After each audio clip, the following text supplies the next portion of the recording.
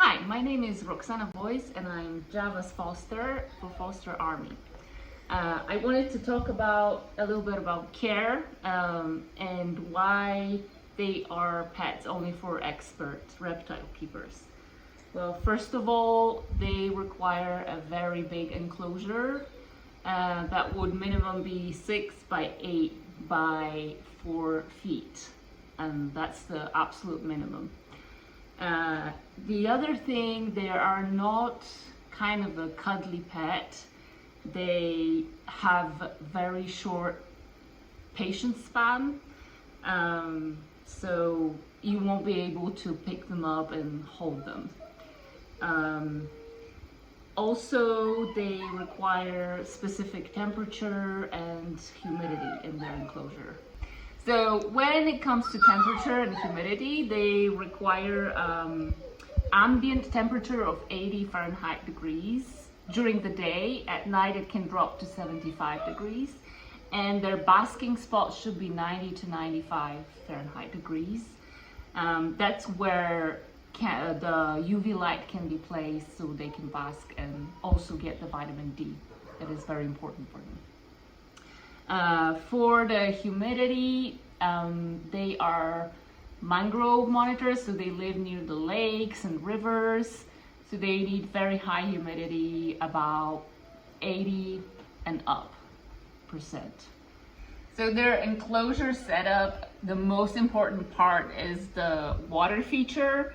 In this enclosure, this is the bare minimum that he requires. They love to soak, because in the wild they live in the near the lakes, near the rivers. They can dive, they can actually catch fish underwater. So mangrove monitors require a big water feature where they can actually swim and soak, and that helps with their shedding as well. The substrate should be deep, about 6 to 8 inches minimum, because they also like to dig. They are opportunistic when it comes to feeding, so they in a while they tend to dig in their substrate to find different insects to eat as well. So they love digging, and digging also helps them file their claws. Another important feature in their terrarium is branches, because they are great climbers. They also eat other smaller lizards and birds and eggs from the nest, so they are able to climb the trees. So their enclosure, that's why their enclosure should be at least 4 feet tall, so the branches can be placed so they can climb. As for their diet, they will eat mainly raw fish, shrimp, with low fat content, because they tend to gain weight quickly. They store the fat in them. That's how they have evolved, because in the wild they don't eat every day, so they store fat. They also love insects. So Java, for example, his staple diet is dubia roaches, and he loves to hunt them. So I just dump 20 to 40 adult roaches into his substrate, and he digs them out and he eats them. And he loves to hunt. That also provides the opportunity for him for enrichment and some activity that he needs. Well, they don't grow longer than 5 feet, so they won't be able to eat anything larger than a mouse, and not even an adult mouse. They won't be able to fit it in their mouth, so there's no worry that they would eat like a cat or a pet dog or a guinea pig or anything like that. Although I would probably keep them separate, because they can whip their tails and they can bite, so that might cause problems and injuries to the other pets in the house. So I would keep them definitely separate. Also, it's worth to mention that they're mildly venomous. They also I usually wear leather garden gloves when I handle him and when I feed him. He can be hand fed, but yeah, so it won't cause you to go to the hospital or anything serious, but it might get infected, so it's better to be safe.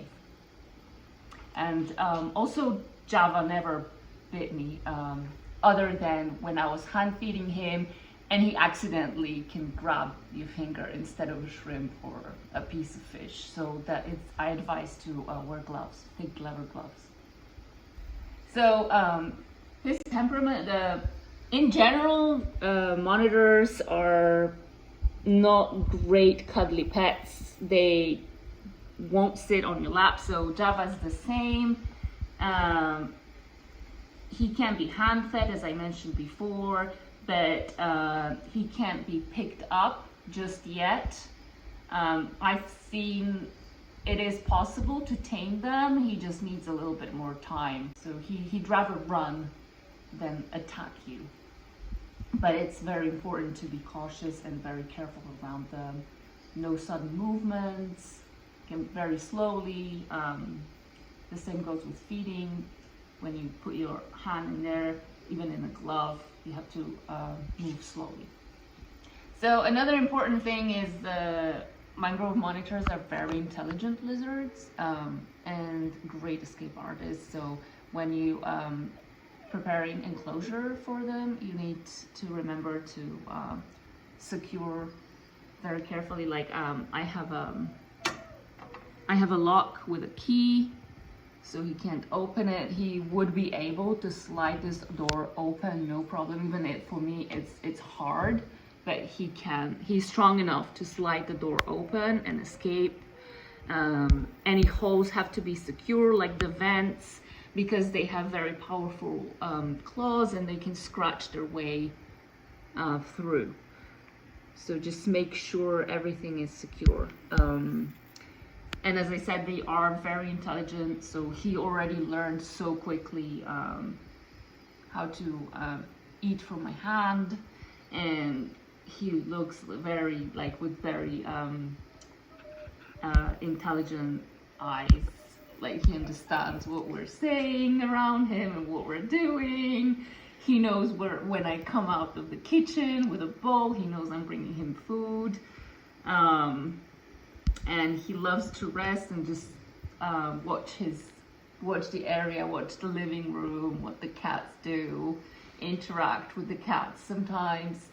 So it's been a great honor to be his foster, and I just enjoy sitting here and watching him and interact with him.